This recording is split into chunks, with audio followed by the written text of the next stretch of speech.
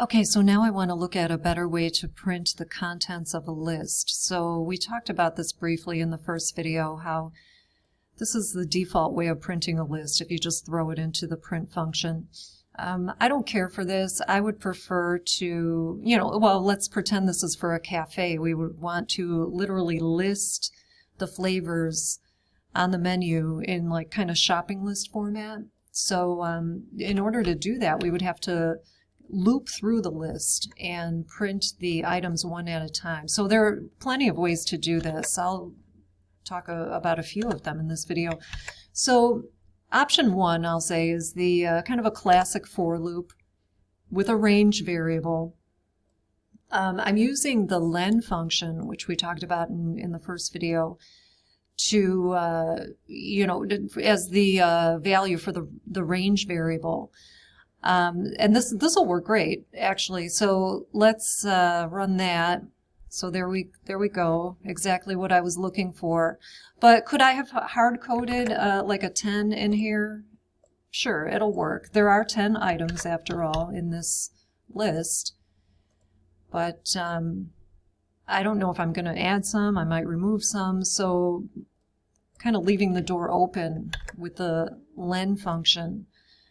We'll just, figure out what the length of the list is, and it's going to loop that many times. So we've got this I is like our loop counter variable, and we plug I into the square brackets here as the index for the item at hand. Okay, so I, during the course of this loop, I is going to take on values 0, 1, 2, 3, and so on through 9. Which maps perfectly to the indexes in our list. And so we're able to pull them out one at a time just by using the loop counter there. So that's one way of doing it. A very elegant way of doing this is, we would call this a for each loop in other languages, but you don't really use the word each in Python, but it's the same thing. So this is a very concise way of printing the contents of a list. For item in smoothies, print item. Okay, no loop counter, no range, nothing like that. Simply for, again, we don't use the word each, but it's like, okay, so for each item in this list, print that item. Very friendly syntax there. Okay, and we have all the items. So, okay, so let's see what else. Okay, you know what? I want to show you something. Hang on here. I would like to print a numbered list for whatever reason. I want to print a numbered list of smoothies. So I'm back to my original kind of classic loop here with the loop counter, the range variable. Doing the length of smoothies, obviously. But so here I'm saying I plus 1. Why? Because, well, okay, if I don't put the plus 1, if I don't offset by 1, watch what the output is going to be. Okay, so obviously we don't want to start counting at 0 for something that we're going to display to our customers. Lay people start counting at 1, so I have to offset by 1. So that's what I'm going to do here. Okay, run that. Okay, so you can see my numbered list here. I'm going to show you a trick. I don't like the way this last one doesn't line up. I'd like them to be all lined up nicely. Okay, numbers typically are right aligned. In computing in general, like even in Excel, you see this, numbers tend to be right aligned, text tends to be left aligned. Those are kind of the conventions. So I'm going to show you something. I haven't seen this in your book, but we have done something like this. So I'm going to format this field here. And when you want to add a formatting to a printed field, you can put a colon there. We've talked about this earlier in the semester. Colon means, okay, wait a minute, I'm not done. There's something else coming. And in this case, if I want this all to line up, I want it to line up with this one here, the 10. Okay, that is 3 characters. Do we all agree this is 3 characters wide?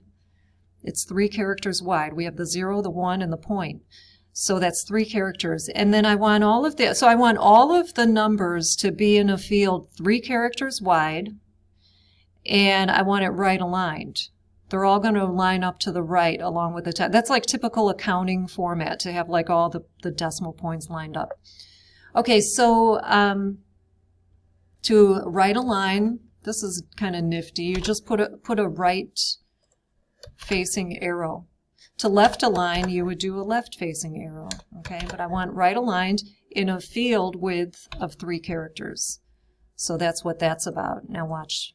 The output is going to look much nicer. Okay, much cleaner. All right, and then I have one more thing to throw at you here. This is called enumerating a list. You can try this out if you want. We're going to enumerate the list values. So I'm creating a loop counter, and going to create an item. I could have said item here.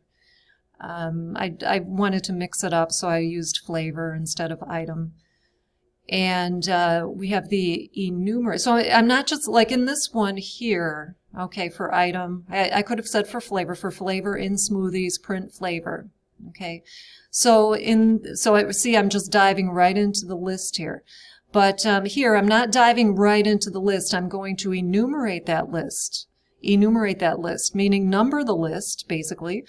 And I can provide a start value of 1. So you can see I don't need the offset here like I had in this one. I had to offset that by 1, but I can kind of take control of that at the outset and say, okay, we're going to start counting at 1, enumerate this list, and the enumerated value, like the numbers 1, 2, 3, and so on, are going to go into this counter I.